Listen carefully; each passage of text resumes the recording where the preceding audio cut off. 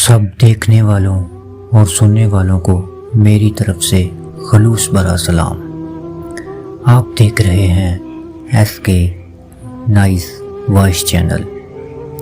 محترم عزیز دوستو، بنی اسرائیل میں دو بھائی رہتے تھے جن میں ایک مسلمان اور دوسرا کافر تھا۔ تھے دونوں جال کے شکاری، یعنی مچھلیوں کا شکار کرتے تھے۔ کافر بت کو سجدہ کرتا، مگر جب مچھلیوں کے لیے جال دریا میں ڈالتا تو جال میں اس قدر مچھلیاں آ جاتی کہ جال کھینچنا مشکل ہو جاتا۔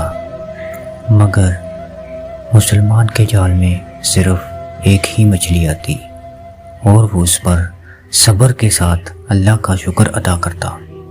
اتفاقاً ایک روز مسلمان کی بیوی اپنے مکان کی چھت پر گئی اور اس کی نظر کافر کی بیوی پر پڑی، جو بہت سزیور اور خوبصورت لباس میں آراستہ تھی۔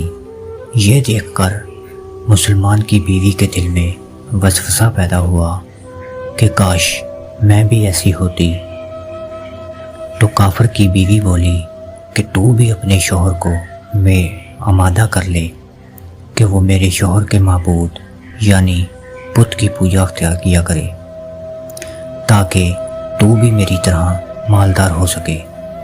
یہ سن کر مسلمان کی بیوی غمزدہ ہو کر نیچے آ گئی۔ جب اس کا شوہر گھر آیا تو بیوی کا حال دیکھ کر دریافت کی کہ ایسی کیا بات ہوئی کہ آج اتنی غمزدہ معلوم نظر آتی ہو۔ تو بیوی بولی کہ بس میاں، یا تو مجھے طلاق دے دو یا پھر اپنے بھائی کی طرح بتوں کی پوجا اختیار کر لو۔ یہ سن کر وہ بولا کہ اللہ کی بندی، خدا سے نہیں ڈرتی؟ ایمان کی دولت کے باوجود جو کفر کی باتیں کرتی ہو۔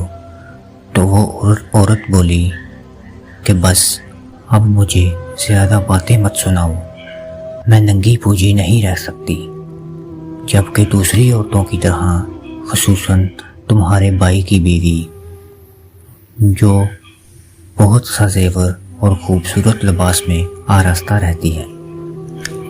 بس جب اس مرد مومن نے دیکھا کہ عورت ضد پر اتر آئی ہے اور اس کا اسرار حد سے بڑھ گیا ہے، تو اس نے بیوی کو تسلی دی اور بولا کہ پریشان مت ہو، میں صبح کاریگروں کے ساتھ مزدوری پہ جاؤں گا اور ہر روز تم کو 2 درہم لا کر دوں گا، جس سے تم اپنی حالت درست کر لینا۔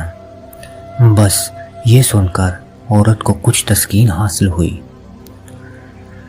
صبح سویرے وہ مرد مومن مزدوری کی تلاش میں نکلا، مگر کسی نے اس کی مدد نہ کی۔ وہ پھرتا رہا، گاؤں گاؤں، شہر شہر خاک چھانتا رہا، مگر کسی نے اس کی بات نہ مانی۔ آخرکار وہ مایوس ہو کر دریا کے کنارے پہنچا۔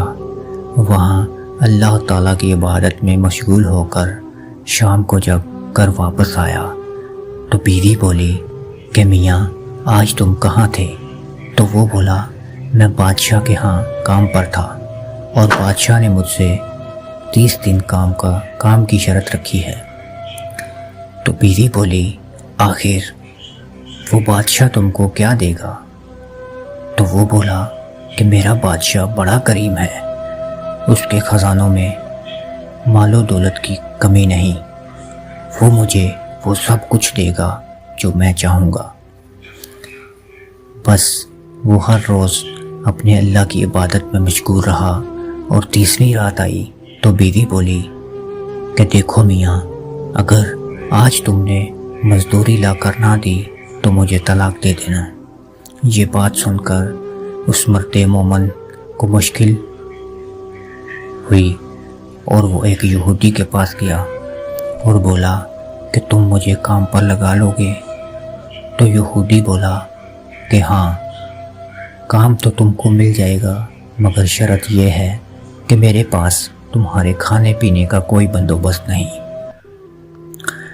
بس وہ مرد مومن روزے کی نیت سے یہودی کے ساتھ کام پر لگ گیا، اور دوسری طرف اس کی بیوی کے پاس ایک آدمی آیا۔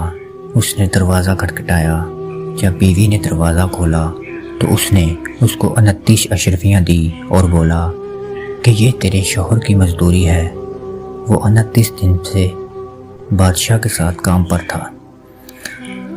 بالآخر اس نے بادشاہ کو چھوڑ دیا۔ اگر وہ 30 دن کام پر آتا تو اس کو زیادہ اجرت ملتی، لیکن وہ ایک یہودی کے پاس کام پر چلا گیا۔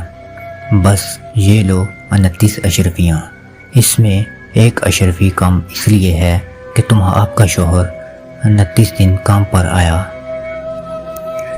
بالآخر وہ عورت ان اشرفیوں سے ایک اشرفی لے کر بازار گئی۔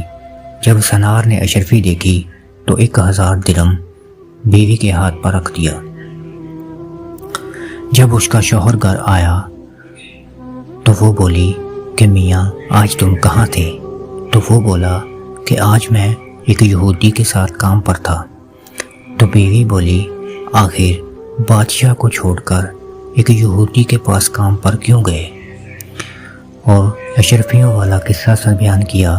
تو یہ سن کر وہ مرد مومن رو رو کر بے ہوش ہو گیا، اور جب ہوش میں آیا تو کہنے لگا افسوس، میں نے اپنے رب کی عبادت کو اپنے لیے مشغول نہ پایا۔